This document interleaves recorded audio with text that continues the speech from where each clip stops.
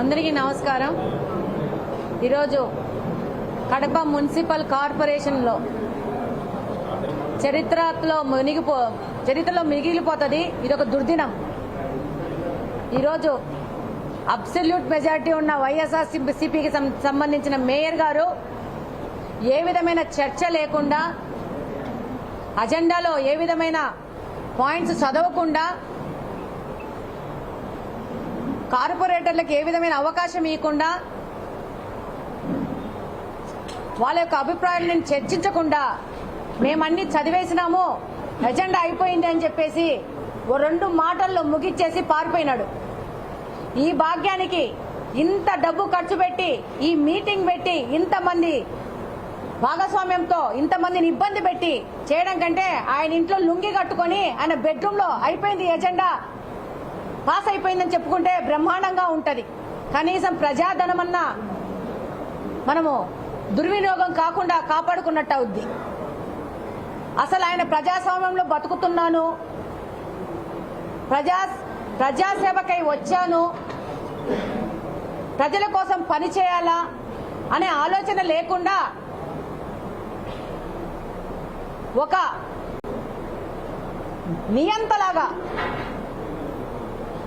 నేను 8 సంవత్సరాలు రైట్ ఒకరిని లెఫ్ట్ ఒకరిని కూర్చోబెట్టుకొని, కమలాపురం ఎమ్మెల్యేని కడప ఎమ్మెల్యేని కూర్చోబెట్టుకొని సభలు నడిపి ఈరోజు ఒక మహిళ కడప నియోజకవర్గంలో గెలిస్తే అది తట్టుకోలేక, ఓర్చలేక, మహిళలంటే మర్యాద గౌరవం లేక ఆ మహిళను ఎలా అవమానపరచాలా, ఇబ్బంది పెట్టాలా అనే ఆలోచన తప్పితే నిద్ర లేచినాల నుంచి ప్రజల సమస్యలేంటి, ప్రజలకు మనం ఒక అధికారంలోకి ఇచ్చినారు, వాళ్ళకేం మనం సమాజ సేవ చేస్తున్నాం అనే ఆలోచనే లేదు। అవినీతి చేయడము, ఆయన కుటుంబ సభ్యులకి కార్పొరేషన్ సంబంధించిన వర్కులు కానీ, ఆదాయ వనరులు కానీ కల్పించి ఈరోజు ఒక అవినీతి సామ్రాజ్యాన్ని ఏలుతున్నాడు గత 8 సంవత్సరాల నుంచి। ఈ 8 సంవత్సరాల నుంచి ఎవరు ప్రశ్నించలేదని కడప మున్సిపల్ కార్పొరేషన్ ని తను అక్రమ మార్గంలో రాసి పెట్టుకున్నాను, రిజిస్ట్రేషన్ చేయించేసుకున్నాను, నా ఇష్టం వచ్చినట్టు ఈ కార్పొరేషన్ చేయొచ్చనే విధానంగా ఆయన వెళ్తున్నాడు। కనీసం ఈయన ఇంత బుద్ధి లేకుండా ప్రవర్తిస్తా ఉంటే ఇలా పార్టీకి సంబంధించిన పెద్దలు మహిళలను గౌరవించాలా, నువ్వు ఏం బుద్ధి లేకుండా ఇట్లాంటి పనులు చేశానని అని గడ్డి తినిపించి బుద్ధి చెప్పాల్సిన పరిస్థితిలో వాళ్ళ పార్టీ కూడా ఏ విధమైన ఆయన మీద చర్యలు తీసుకోకుండా అచ్చోసిన ఆమోదం వదిలినట్టు వదిలింది। ఈరోజు మహిళల మీద దాడి చేస్తూ అదే మహిళల్ని సపోర్ట్ తీసుకొని వాళ్ళకి ఏమేమి లాభాపేక్షలు చెప్పినాడో మనకు తెలియదు, వాళ్ళకే మెజారిటీ ఉంది, వాళ్ళే ఎక్కి మాకు ప్రొటెక్షన్ కావాలని అనడము, వాళ్ళే నినాదాలు చేయడము, వాళ్ళే పోడియం ఎక్కడము, వాళ్ళే రచ్చ చేయడము, ఆ తర్వాత బాగా అన్నం తినేసి వచ్చి లంచ్ బ్రేక్ అయిపోయినాక ఇదే కార్పొరేషన్ లో ఇదే మీటింగ్ అటెండ్ అయిన పోలీసు వాళ్ళకి కానీ, మీడియా ప్రతినిధులకు కానీ ఎవరికి ఏ విధమైన అరేంజ్మెంట్ చేయకుండా వాళ్ళు మాత్రం కిందికి వెళ్ళి చక్కగా భోజనాలు కానిచ్చి పైన ఉన్న వాళ్ళకి పప్పుచార్లు పోసి తిని 3 గంటలు రెస్ట్ తీసుకొని మళ్ళా పైకి వచ్చి మేము చదివేశాం అయిపోయింది అని చెప్పే దుర్భాగ్యానికి ఈ పెద్ద మనిషి దిగజారిపోయినాడు। ఇది కడప నియోజకవర్గంలోని ప్రతి ఒక్క మనిషి గమనిస్తా ఉంది। మహిళలను అడ్డుపట్టుకొని రాజకీయం చేయాలనుకుంటున్నాడు। నేను గెలిచి 6 నెలలే అయింది, నాకు రాజకీయాలు తెలీదు। నువ్వు గత 20-30 సంవత్సరాల నుంచి రాజకీయాల్లో ఉన్నావు। నువ్వు భవిష్యత్తులో చిన్నగా వచ్చి ప్రజాసేవ చేయాలనుకున్న వాళ్ళకి నువ్వు చూపించే మార్గం ఇదా అని ప్రశ్నిస్తా ఉన్నాను। అసలు కడపలో అవినీతి చేసి పెట్టేశాడు మొత్తంగా। ఈరోజు మీరు గమనిస్తే దేవుని కడప రోడ్డు కృష్ణా సర్కిల్ నుంచి ఎవరు చేశారు? ఈ యొక్క పెద్ద మనిషికి సంబంధించిన వ్యక్తి కాదా? ఢిల్లీ పబ్లిక్ స్కూల్ దగ్గర రోడ్డు ఈ పెద్ద మనిషికి సంబంధించిన వ్యక్తే, ఈయన కుటుంబ సభ్యుడే చేసి ఈ రోజు ఆల్రెడీ 2 నెలలే అయింది ఆ రోడ్డు ఓపెన్ అయ్యి, ఆల్రెడీ క్రాక్స్ వచ్చి నాణ్యత లేని వర్క్ చేశాడు। దాని మీద చర్యల గురించి మాట్లాడుతున్నాడా? ఈరోజు మాసాపేటలో టెంపుల్ని పగలగొట్టారు. కార్పొరేషన్ వైపు నుంచి ఒక అగ్రిమెంట్ అయ్యి టెంపుల్ మేమే కడతామని చెప్పినారు. కట్టినారా? ఎన్ని రోజులైంది టెంపుల్ పగలగొట్టి? ఈ రోజుకి ఎన్ని రోజులు కావస్తా ఉంది? దాని గురించి ఏమైనా చర్యలు ఉన్నాయా?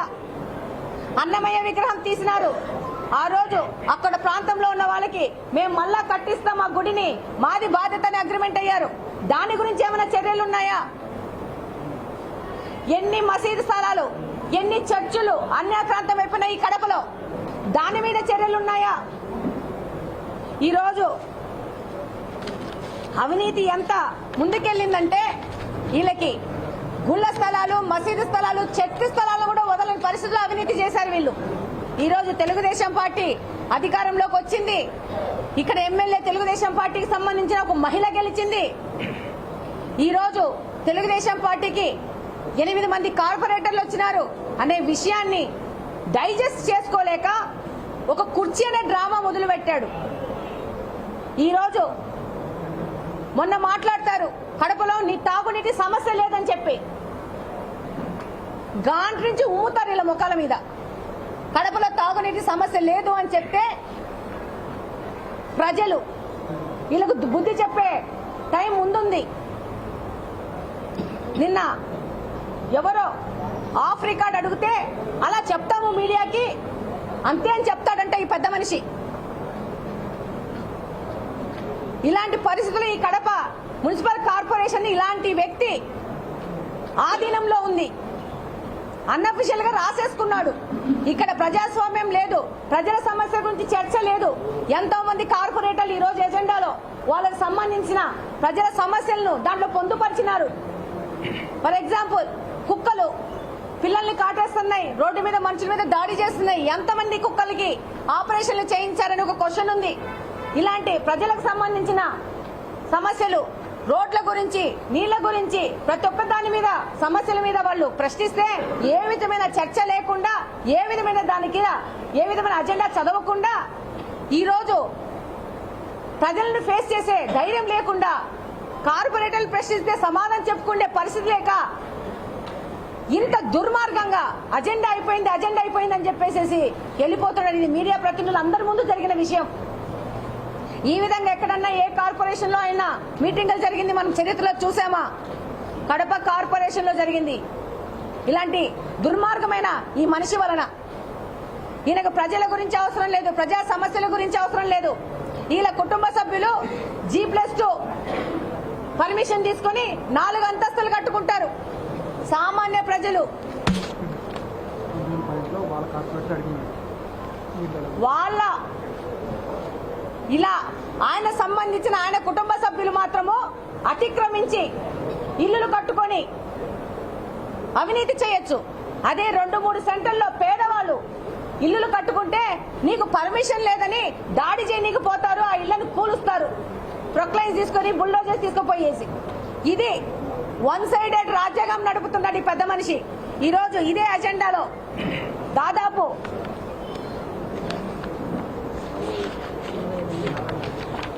47 అంశాలు చర్చకు రావాల్సిన అవసరం ఉంది. 54 అంశాలు టేబుల్ అజెండా కలిపి కడప నగర అభివృద్ధి కోసము 54 అంశాలు చర్చకు రావాలా? కార్పొరేటర్లు 50 మంది కూర్చొని ఎక్సెప్షన్ మిగతా వాళ్ళు కూర్చొని దీని మీద చర్చించి ఇది కరెక్టా తప్ప అని మాట్లాడి ఒక పద్ధతిలో కడప నగరాన్ని అభివృద్ధి చేసుకోవాల్సిన పరిస్థితిలో ఈయన ఏ విధమైన చర్చ లేకుండా ఈయన అవినీతిని ప్రశ్నిస్తున్నారని చెప్పేసి ఈయన ఇలా కార్పొరేషన్ లో ఇలా అజెండాను ఫినిష్ చేయడం అనేది ఆయన అవమానకరంగా ఫీల్ అవ్వాల్సిన అవసరం ఉంది. ఈరోజు 21వ అజెండాలో వాటర్ గండి రిజర్వాయర్ నుంచి మురుగునీరు వస్తా ఉంది. ఇక్కడ నీళ్లు 3 రోజులకు ఒక్కసారి కూడా నీళ్లు రావట్లేదు, ప్రజలు ఇబ్బంది పడుతున్నారని చెప్పేసి దీని మీద ప్రశ్నించడం జరిగింది.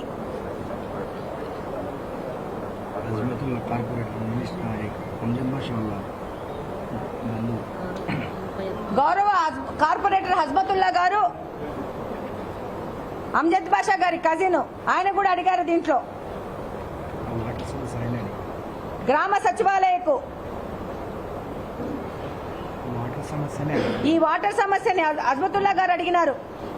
అలాగనే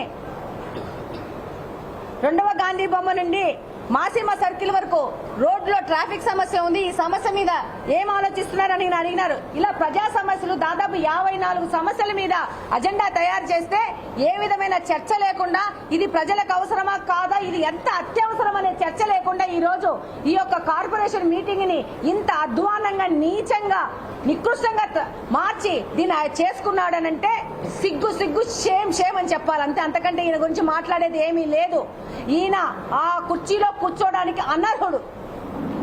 ఈ రోజు వాళ్ళ కుటుంబ సభ్యులు కార్పొరేషన్ లో ఉన్న కాంట్రాక్ట్లన్నీ చేసుకుంటూ దాంట్లో అవినీతి చేసుకుంటూ నాణ్యం లేని పనులు చేసుకుంటూ ఈ రోజు ఢిల్లీ పబ్లిక్ స్కూల్ రోడ్ లో పోతే ఎంత నాణ్యత లేని వర్క్ చేసినారంటే అది ఈ పెద్ద మనిషి యొక్క సొంత కుటుంబ సభ్యులు చేసినారు. దేవుని కడప నుంచి కృష్ణా సర్కిల్ నుంచి దేవుని కడప వరకు రోడ్డు ఎందుకు ఫినిష్ కావట్లేదు, ఎందుకు చేయట్లేదు దాని పూర్తి, దాని కాంట్రాక్టర్ ఎవరు? ఈ ప్రశ్నలన్నీ అడుగుతారని భయపడి అక్కడ కుర్చీ తీసేసి తన మనుగడ కోసం ఈ కుర్చీ తీసేసి ఈ ఆట ఆడకపోతే 4 రోజుల్లో వాళ్ళ నాయకుడైన కుర్చీ పీకేస్తారు, లేకపోతే కార్పొరేటర్లు ఆయన కుర్చీ లాగేసే పరిస్థితి ఉందని తెలుసుకొని ప్రజలందరినీ డైవర్ట్ చేయడానికి ఈయన ఈ కుర్చీ ఆట మొదలు పెట్టాడు. నేను ఒకటే ప్రశ్నిస్తున్నా మీ ద్వారా, మహిళలంటే ఆయనకు మర్యాద లేదా? మహిళలను గౌరవించే ఉద్దేశం లేదా? 8 సంవత్సరాల నుంచి నువ్వు ఆ పక్కన ఒకరిని ఈ పక్కన ఒకరిని కూర్చోబెట్టుకుని మీటింగులు నడిపిన పెద్ద మనిషివి. నీకు ఈ రోజు నీకు విచక్షణాధికారం ఉందని చెప్పి ఏ విధమైన విచక్షణ లేకుండా వికృత చేష్టలు చేయడం మొదలు పెట్టావు. దీన్ని ప్రజలందరూ గమనిస్తున్నారు. ఈయనకి సరైన బుద్ధి చెప్పడం జరుగుతుంది. ఏ రోజైనా పద్ధతి ప్రకారము మీటింగ్ జరగాల్సిందే. పద్ధతి ప్రకారము ప్రతి ఒక్క కార్పొరేటర్ వాళ్ళ సమస్యల్ని అక్కడ చర్చించాలా, ప్రజా సమస్యలు చర్చించి ప్రజలకు అందుబాటులో కార్పొరేటర్లు ఉండి వాళ్ళ సమస్యలు పూర్తయ్యే విధంగా పనిచేస్తారు. డెఫినెట్ గా దీనికి ఒక సొల్యూషన్ వస్తుంది. ఆయన తప్పును ఒప్పుకొని క్షమాపణ చెప్పి ఇంతకు ముందు 8 సంవత్సరాల నుంచి ఎలా మీటింగులు జరిగాయో అలాగనే మీటింగ్ జరపాల్సిన అవసరం ఎంతైనా ఉంది. ఆయన చేసి తీరాల్సిందే. అలా ఈ విధంగా అప్రజాస్వామికంగా ఆయన ఎట్లా పడితే అట్లా మీటింగులు ఆయన సొంత ఇంట్లో చేయదలుచుకుంటే ఆయనకు ఒక చెప్తున్నాము, ఒక సలహా ఇస్తున్నాను. నువ్వు ఈ మీటింగులు పెట్టద్దు, చక్కగా నీ ఇంట్లో కూర్చొని నువ్వు లుంగిలో నీ బెడ్రూమ్ లో కూర్చోబెట్టుకుని అధికారులు పిలిపించుకొని సంతకాలు పెట్టించుకొని నీకు సంబంధించిన కార్పొరేటర్లు పిలిపించుకొని వాళ్ళతో సంతకాలు పెట్టించుకొని నీ ఇంట్లో ఫినిష్ చేసుకో నీ మీటింగులు. అంతే చెప్తున్నారే, సలహా ఇస్తున్నాను. ఊరికి ప్రజాధనం వేస్ట్ చేయాల్సిన అవసరం లేదు. నువ్వు డెమోక్రసీ లేకుండా మీరు ఈ విధంగా చేయడం మాత్రము మంచిది కాదని తెలియజేస్తున్నాను. మీరు చెప్పండి, ఒక మహిళా ఎమ్మెల్యే ఇక్కడ కడపలో గెలిచింది. మొదటి మీటింగ్ లో నేను కూర్చున్నానా లేదా? ఈ రోజు ఎందుకు మారింది ఆ సాంప్రదాయం, ఆ పద్ధతి? మీరే సమాధానం చెప్పాలా. ఎందుకు ఎత్తేసాడు? ఈ ప్లాన్ వేసుకుని ఈ యొక్క డిస్టర్బెన్స్ ను కడప నియోజకవర్గంలో ఎందుకు క్రియేట్ చేస్తున్నాడు? ఎవరు వాళ్ళ కార్పొరేటర్లు? ఎవరు ఆ కార్పొరేటర్లు? అలంకానపల్లి కార్పొరేటర్ తెలుగుదేశం గుర్తు మీద సైకిల్ గుర్తు మీద గెలిచింది. ఫస్ట్ ఈ పెద్ద మనిషికి అలంకానపల్లి కార్పొరేటర్ తెలుగుదేశంలో సైకిల్ గుర్తు మీద గెలిచిందా లేకపోతే ఫ్యాన్ గుర్తు మీద గెలిచిందా అది తెలుసుకుంటే మళ్ళీ ప్రెస్ మీట్లు పెట్టచ్చు. అది తెలియకుండా ప్రెస్ మీట్లు పెట్టుకుని ఎందుకు అవమాన పాలవుతారు? అందరు నవ్వుతున్నారు ఆయన చూసి. మహిళలకు గౌరవం ఇవ్వకుండా అమర్యాదగా ప్రవర్తించి మహిళలను ఇబ్బంది పెట్టాలా? మహిళలను ఇబ్బంది పెడితే ఆయన రాక్షసానందం పొందుతున్నాడు ఇప్పుడు ఈ రోజు మహిళలను ఇబ్బంది పట్టి. ఇది అందరూ గమనిస్తున్నారు. దీనికి డెఫినెట్ గా ఒక సొల్యూషన్ వస్తుంది. ఈయన చేసిన ఈ దుర్మార్గాలకి ఈయన శిక్ష కూడా పడుతుందని తెలియజేస్తున్నాను.